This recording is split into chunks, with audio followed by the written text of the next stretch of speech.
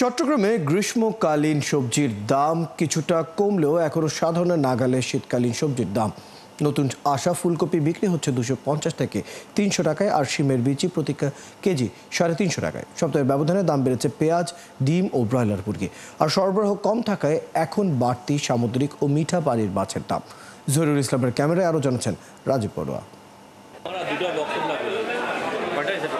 চট্টগ্রামের বাজারে এসেছে আগাম শীতকালীন নতুন সবজি, কিন্তু দাম এখনও ক্রেতাদের নাগালের বাইরে।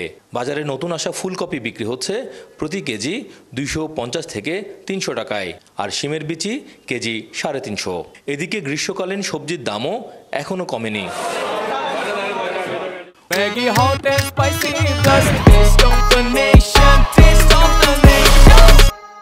অন্যদিকে সরবরাহ কম থাকায় বেশ কিছুদিন ধরে সামুদ্রিক মাছ বিক্রি হচ্ছে বাড়তি দামে।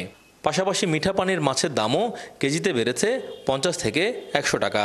রুই কাতলা 450 থেকে 500, তেলাপিয়া 300 টাকা, লইট্টা 250 থেকে 280, আর ইলিশের কেজি 2200 থেকে 2600 টাকা। দাম একটু বাড়তি আপনাদের জন্য, যে মাছ সংখ্যা আসলে অনেক কমে গেছে, আগের মতো মাছ নাই। খুবই ফ্লাকচুয়েটিং প্রাইস। ইলিশ মাছের দাম তো অনেক বেশি, অন্যান্য মাছের দামও অবশ্যই বেশি। এছাড়া সপ্তাহের ব্যবধানে 10 থেকে 20 টাকা বেড়েছে সব ধরনের মুরগির দাম। সেই সাথে ডজনে 5 টাকা বেড়েছে ডিমের দামও। ব্রয়লার মুরগি আমরা গত সপ্তাহে 175-80, এ সপ্তাহ 180-85 এরকম বিক্রি করতেছি। এ সপ্তাহ ছিল 135, এ সপ্তাহে 40-এ দাঁড়াইছে, সাদারা আছে 30। বেড়েছে পেঁয়াজের দামও।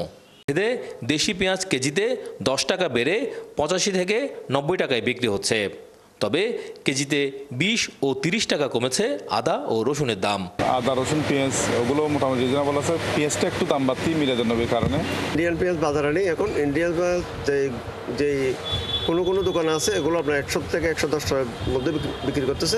দাম বাড়ার পেছনে বিক্রেতারা সরবরাহ ঘাটতিকে দায়ী করলেও ক্রেতাদের অভিযোগ বাজারে কোনো মনিটরিং নেই। মধ্যস্থতাকারে যারা করে এই জায়গাটাতে দামটা বেড়ে যায়, তো এখানে নিয়ন্ত্রণের কিছুটা ঘাটতি আছে। পড়াশোনার মনিটরিং যেটা হচ্ছে এটা আরও স্ট্রং করা উচিত এবং প্রতি সপ্তাহে করা উচিত, পারলে প্রতিদিন করা উচিত। রাজীব বড়ুয়া, 71, চট্টগ্রাম।